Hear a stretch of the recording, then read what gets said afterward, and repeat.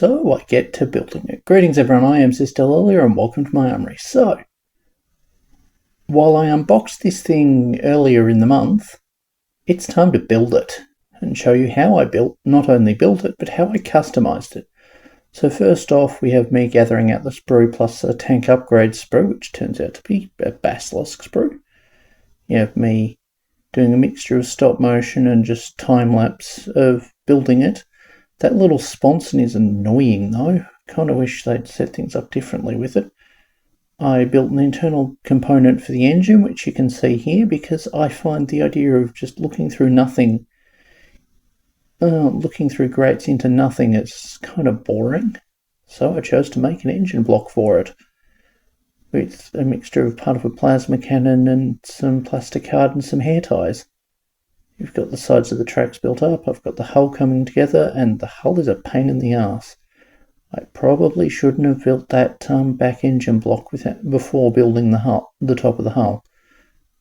Or it's designed for plastic glue, because I had so much trouble getting this part to sit straight that I had to actually trim out the tracks, the track mounts, to be able to get the tracks to actually glue in. As you'll see in a moment when I put them on and they don't look right. Now, I also made a mistake initially putting the wrong track pieces on, only to realise later, but I also looked at it closely and it did not sit right, so I had to come in and trim things out to actually make it sit right. So yeah, getting things to sit right is always a fun task. So here we have me assembling the bits of the weapons and bits of the hull. Like the top part I've built up. And you can see me here just modifying. I had to cut off a second part of a hand grip off a different pintle weapon so as to have two hand grips on the heavy stubber because of how the crew's designed.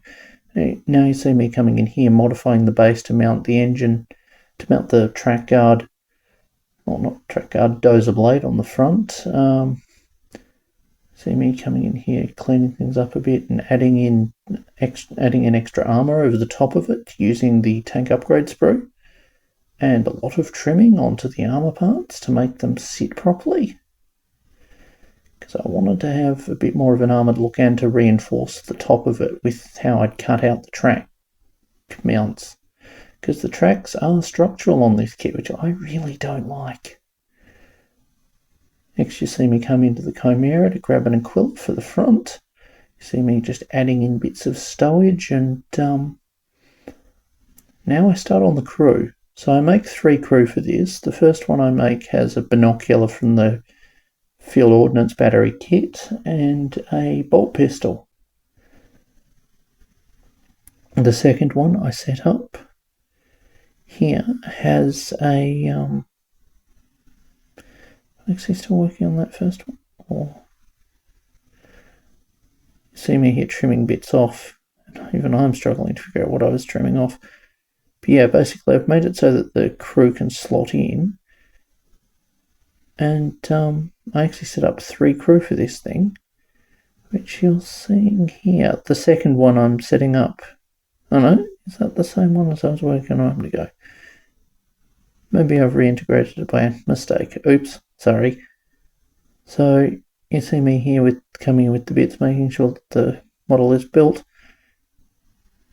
Yeah, I've added in some of the same part. Oh well, it'll continue on to the actual build in a moment. So you see me here trimming parts off towards building a second one, who is this time equipped with a power sword. And now I've got I'm working on the third one, who is a converted cultist that you can see me de-legging and modifying up to be able to have arms on them. Now I take both a pointing upwards arm and a hand against head arm, as if they're pressing against their comms unit, and then we have me building up. Oh no, did you see me? Did I build off frame? Sorry, I'm being very unprofessional here. Here we go. Here we have the other crew member who is built with one arm raised and a power sword. Power sword from the Imperial Guard kit, the arm raised being from the tank upgrade sprue. And next we have me mixing upgrade stuff. so as to fix up both some of the gaps. Now, during the course of actually building this thing, while I was trying to actually get the hull to sit square, I sliced my finger open and ended up going to non-emergency to get it looked at, and that delayed me working on this. Now you can see me here pressing in the base I've got a little bit of plastic in there with green stuff to get the right shape for just removable crew, because I figured if I have removable crew on this thing, here we go, there's me putting in green stuff onto the thing and the camera deciding to be in the wrong place because I couldn't properly look at it at that moment. Now you see me sculpting on some of the support struts for the strapping that goes on over the track guards. I just figured I'd extend it down so as to just improve the look of it a bit. And I'm annoyed at how much is off camera, I'm sorry. Oh, well, maybe next time I do another one of these. So yeah, you see me coming in here on the other side, repeating the process, just adding in a whole lot of green stuff and smoothing it out to make it look like it's part of the thing. And here it is primed, and let's show the painted version. And so here are the crew. We've got the bolt pistol and binoculars, we've got the signalling power sword, and we've got the hand signals gas mask. 3 decent crew options for this thing, and yeah, as I said before, my reasoning for setting up 3 cupola commanders for this tank is so that I have a bit of variety and so I can get more uses for this tank out of the kit. Which is also why I didn't glue the top in.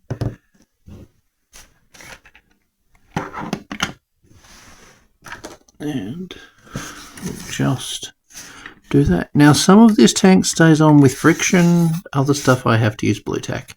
Sponsons, blue tack, hull mount, probably blue tack.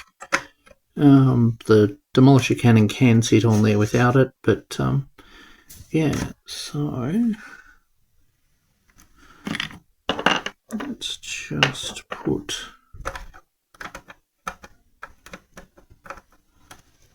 the gas mask in there. I think I need to trim the gas mask one's base a bit to make them fit better, but otherwise we have the tank. Now I do like the amount of stowage I put on here. I feel like I could potentially do with more, but realistically that would mean I'd need to have track covers down here as well, just so as to fit more on there. Not saying I don't want to do that, but yeah. So in terms of size comparison, we have that basilisk I did the other week. I have a last cannon which is drooping. Here they make Viagra for that. Probably not. And no, I won't make jokes about if your last cannon is drooping. Sure, the Imperium probably has something. But yeah, that's kind of the size, the height comparison of them. Put it next to a Lehman Russ. I can't find my good looking one. Geez, that Punisher is old. Or next to the Valdor that I made, would be 10 years ago now. The Valdor is bigger. I got the scaling wrong. Oh well. So in terms of sponson options, that's all them painted up. We've got the 2 turret options here as well. I'll just move them Malcador over a bit. I wish that got rules. It's such a cool option. And yeah, we've got the 2 crew people up the front here. So yeah, I've kept it so that I can remove that, so I can take the mount apart to mount in a battle cannon, or in the unlikely event I play Heresy, the Vanquisher cannon. I really like the Vanquisher cannon's design. I wish we got 40k rules for it. But I am getting the feeling GW are just going to tell us to go stuff ourselves with the Malcador, and they're just going to shift it to Legends, I suspect. It's a shame. I've waited years for this day. Oh, and we've got this piece. No, I haven't painted.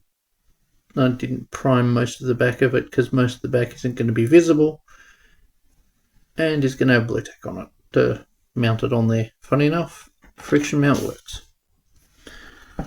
You can just plug that in. See how much force I had to use to get it to come out.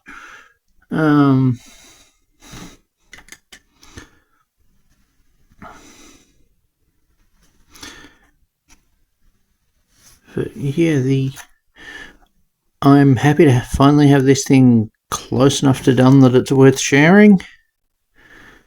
And yeah, of course I can do more on it, but I felt like now is the time to share it in its current state so you guys can enjoy as well. So I've got that, and can't really see the engine right this moment, so let's take the cover off. That's the engine. I need to go back and clean it up, but otherwise.